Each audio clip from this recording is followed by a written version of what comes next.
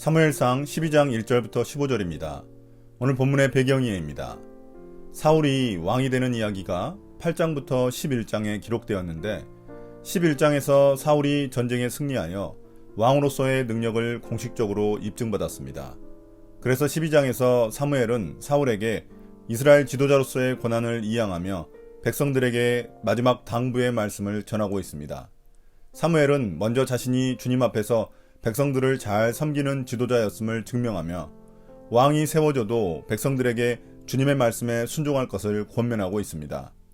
이는 백성들뿐만 아니라 사울 왕에 대한 권면이자 경고의 말씀입니다. 이처럼 12장은 사사시대가 끝나고 왕정시대가 시작되는 분수령이 됩니다. 1절부터 5절입니다. 사무엘의 의로운 통치. 사무엘이 온 이스라엘 백성에게 말하였다. 나는 당신들이 나에게 요청한 것을 다 들어주어서 백성을 다스릴 왕을 세웠습니다. 그러니 이제부터는 왕이 백성들을 인도할 것입니다.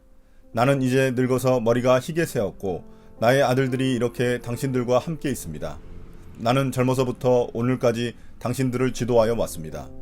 내가 여기 있으니 주님 앞에서 그리고 주님께서 기름 부어 세우신 왕 앞에서 나를 고발할 일이 있으면 하십시오. 내가 누구의 소를 빼앗은 일이 있습니까? 내가 누구의 나귀를 빼앗은 일이 있습니까? 내가 누구를 속인 일이 있습니까? 누구를 억압한 일이 있습니까?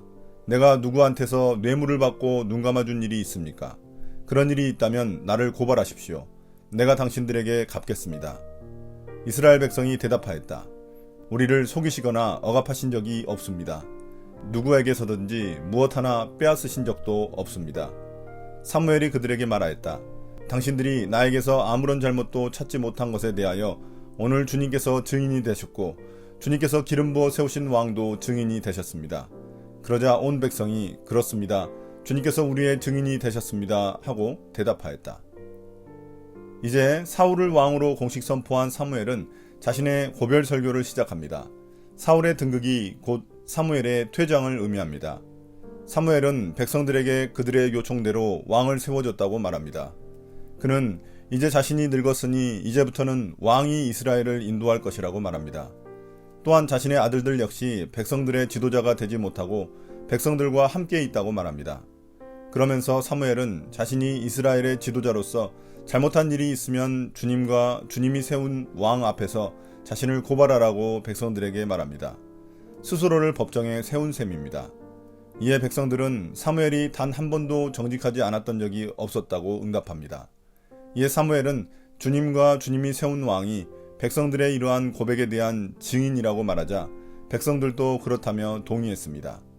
이 설교에서 사무엘은 자신이 이스라엘의 마지막 사사로서 고발거리가 없을 만큼 자신의 권위와 직분을 남용하지 않고 정직하고 깨끗하게 일했음을 강조합니다. 6절부터 8절입니다.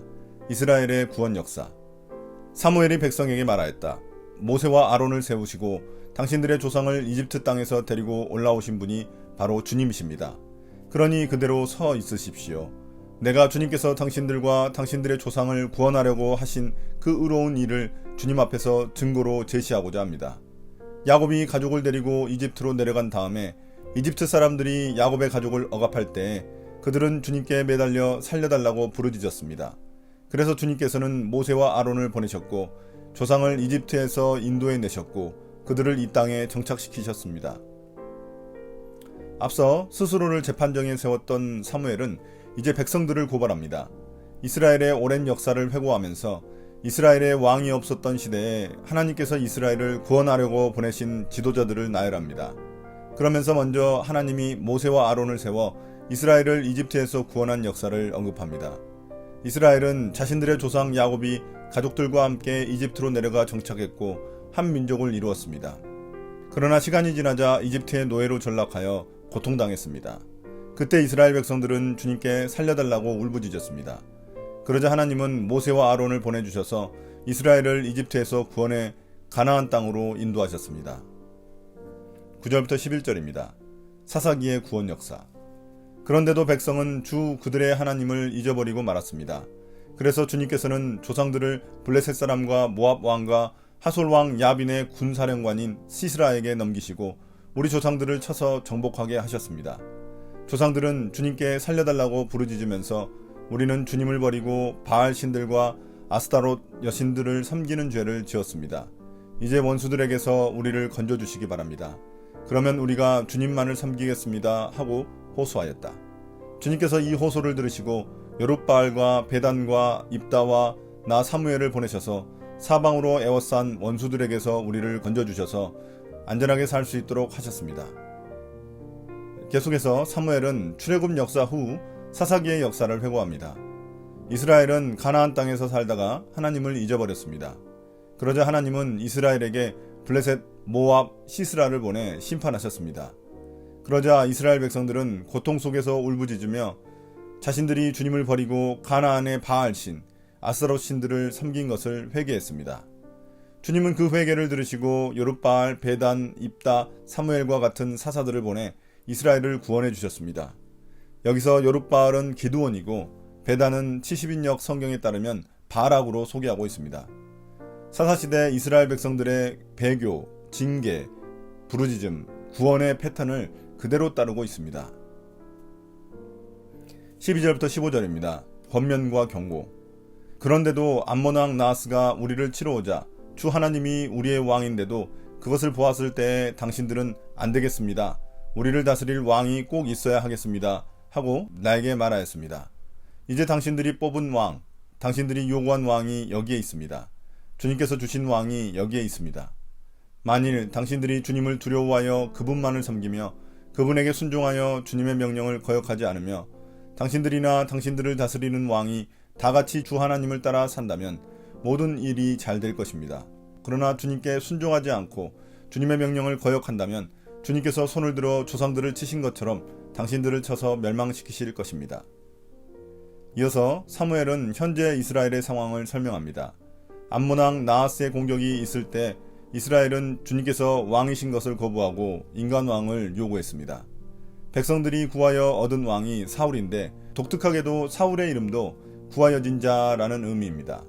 사무엘은 이스라엘 백성들에게 주님의 말씀과 명령에 순종하라고 권면합니다.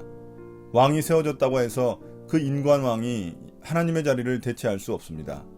인간 왕은 주님이 기름 부어 세운 왕이기 때문입니다. 인간 왕은 원래 하나님의 뜻이 아니기에 사무엘은 걱정하고 있는 것입니다. 사무엘은 백성들이 주님께 불순종할 경우 주님의 심판이 있을 것이라고 말합니다. 이스라엘의 운명은 강한 왕의 손에 달린 것이 아니라 그들이 주님 말씀을 듣고 순종하는지에 달려 있습니다. 이러한 사무엘의 권면과 경고는 백성들뿐만 아니라 왕에게도 향하는 내용입니다. 오늘의 묵상 포인트입니다. 첫 번째, 하나님은 누구신가? 하나님은 이스라엘 백성들이 불순종하며 주님과 멀어졌을 때에도 신실하게 이스라엘을 구원하시고 지켜주셨습니다. 그럼에도 불구하고 이스라엘은 인간 왕을 요구하며 하나님이 왕이시라는 사실을 거부했습니다. 아무리 강한 인간 왕이 세워져도 하나님이 이 세상의 왕이시라는 사실은 변함없이 계속될 것입니다. 두 번째, 우리에게 주시는 교훈은 무엇인가? 이스라엘이 가나안 땅에서 무력해진 것은 왕이 없어서가 아니라 왕이신 하나님을 잊거나 하나님을 왕으로 모시지 않았기 때문입니다. 지금 우리의 모습이 무기력하다면 없는 것을 탓하기 전에 먼저 하나님을 향한 믿음을 점검해 봅시다. 오늘의 기도입니다. 주님, 우리가 다른 우상들을 의지하지 않게 해주십시오. 오직 주님을 우리 삶의 왕으로 모시게 해주십시오. 예수님 이름으로 기도드립니다. 아멘.